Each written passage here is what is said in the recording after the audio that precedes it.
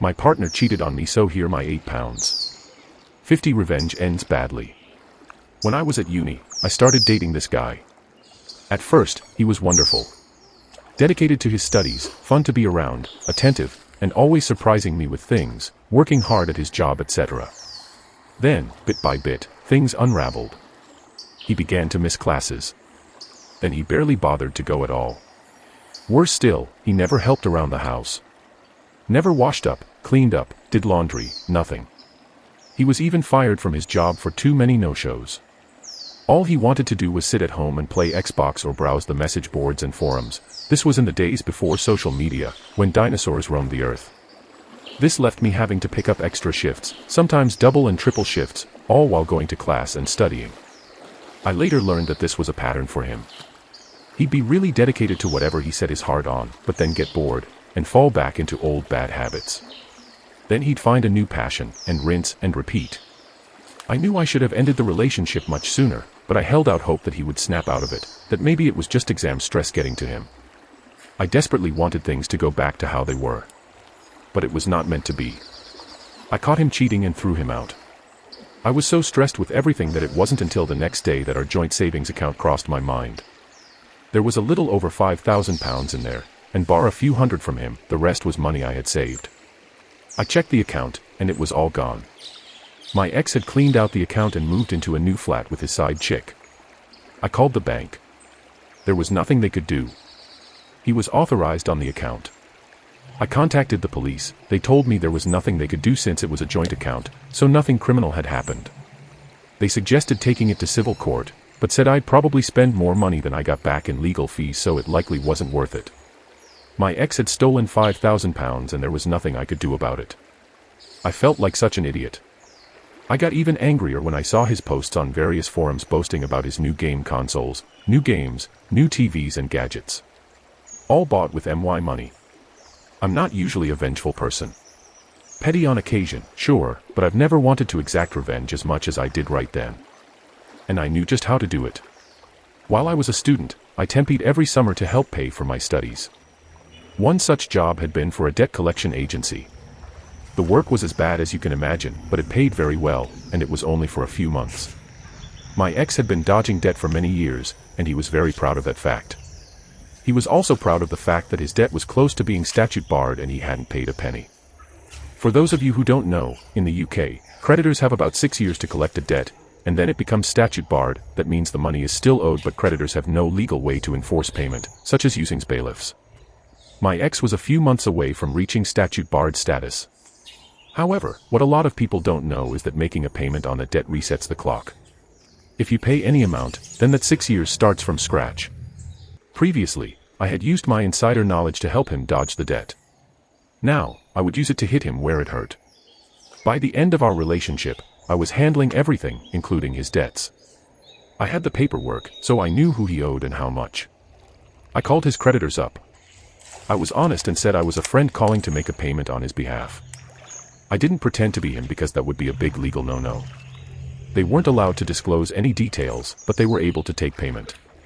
I paid the minimum I could on each debt, about £1 on most, but one had a minimum payment of £1. 50, it was the best £8. 50 I have ever spent. I also made sure to give them his new address and contact details, as well as his parents' address. Having worked in the biz, I knew they wouldn't change the address since I wasn't the account holder, but they would note it. They had various systems where they could search for his name against that address and see if anything came up. If they got a hit, they'd change the address. The trap was set. All I had to do was wait. A few months rolled by. Then it happened. His posts on the forums went from boasting about his new gaming PC to panic about a court date. He called me and begged for advice. I told him to F off. Seeing I wouldn't help, he asked for advice in the forums. One of his online friends told him not to turn up to court, that way they wouldn't be able to prosecute without him there. It was terrible advice that was 100% untrue. In fact, not showing up is one of the worst things you can do, especially in civil court. This was getting better and better. The court date came and went. My ex, naturally, didn't go. A few weeks later, my ex posted photos of his empty flat. Bailiffs had cleaned him out and taken every last one of his shiny new gadgets and toys. On top of that, he ended up with several CCJs, county court judgments. These are a big deal and can seriously damage your credit history, making it hard to get bank accounts outside of basic ones, near impossible to get credit, including getting a mortgage, and it can also make it hard to rent a place since many landlords don't like renting to people with CCJs as they're considered high risk. He also won't be able to find jobs in the financial sector. Now that he was broke and didn't have nice things, his side chick left him. I never got my £5,000 back, but it felt good to see everything he bought with his ill-gotten gains taken away. Hope that £5,000 was worth it. For anyone wondering how a student accrued 6 years of debt, he started at the university I attended when he was 25. He had initially gone to a different university at 18 but dropped out at 19 and went into the world of work. Then he convinced his parents to fund a business degree. He wanted to become an entrepreneur. And for anyone worried about the age gap, I deferred my uni start date by a few years so I could travel. I was 22 when we started dating. He was 26. You learned a lesson, too. No joint account unless married. It is too easy to cut and run otherwise and nothing can be done. This won't stop an account from being cleaned out but can be brought up in divorce proceedings. OP, yes, it was a very hard but important lesson. I just wish it hadn't cost me £5,000. It was my own ridiculous fault. I took that lesson to heart. RP, I live near a military base in the US, and I've heard horror stories of young Marines giving their GFs access to their accounts, or even signing a power of attorney for them, go overseas on deployment, and then come home to find an empty apartment/house, accounts emptied, etc. There are some truly heartless people out there, man. OP, yep, there are some real leeches out there. So sad that so many get taken advantage of. RP, wild guess, the joint account was his idea. OP, not exactly. We opened it because we were saving to be able to afford to live in a house instead of pokey student flats. We wanted lots of room with a nice-sized garden and everything. So we were talking about savings and we found the savings account with a really good deal on the interest rates. Basically, the interest rate got higher and higher the more you put in, and you also got a bonus interest rate on top of it the longer you left money in there. So it was sort of a joint decision. I don't think he specifically suggested it.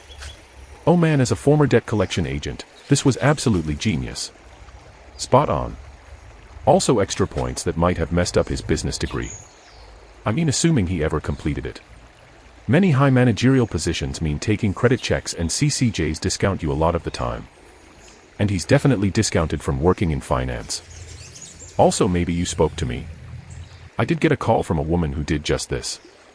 She called and advised she was calling to make a payment because her ex, the account holder, had cheated.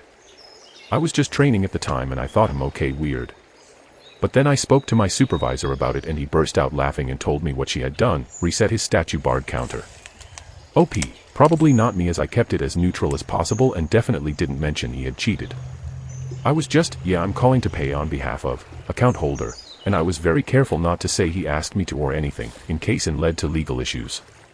I didn't want to give him anything he could use to wriggle out of it. But that's wild that somebody else did that. Awesome. Love this story. An ex of mine did something similar and left me with $5,000 in credit card debt. This was over 15 years ago. I was young and ridiculous and had given him the secondary card on my account. I'd bought him a really nice bicycle while we were together. After the breakup, he hadn't collected it from my place yet. I gave it away. He threatened to call the cops on me for stealing his bike, but the purchase was on my credit card, and the receipt was in my name. So there was nothing I could do. It was a small thing, and it certainly didn't help me pay off my credit card debt, but it felt good. I clicked this wondering how far a revenge can go with just £8.50, and this totally delivers. Also, I cannot believe he had the gall to ask you for help after he stole thousands from you. After reading so many Reddit posts where the OOP folds after being treated like garbage by their family/SOs, your response is gold. Seeing only £8.50 in the title, I was suspicious, so I checked the comments before committing to the original post, just to see if commenters really thought it was pro-level. I had no idea one could wreak such havoc for under a tenner. Truly well done. Okay, look, I'm going to say this because I don't want to see you beating yourself up about this. We are all entitled to one major mistake. He was yours. You were young and hadn't known he'd end up doing this, and you acted with the best intentions while you were with him. Having said that, remind me not to make you angry, because you know where to hit people where they hurt. Congratulations on this excellent vengeance. I'm sorry you never got your £5,000 back, but you will go a lot further in life than that idiot.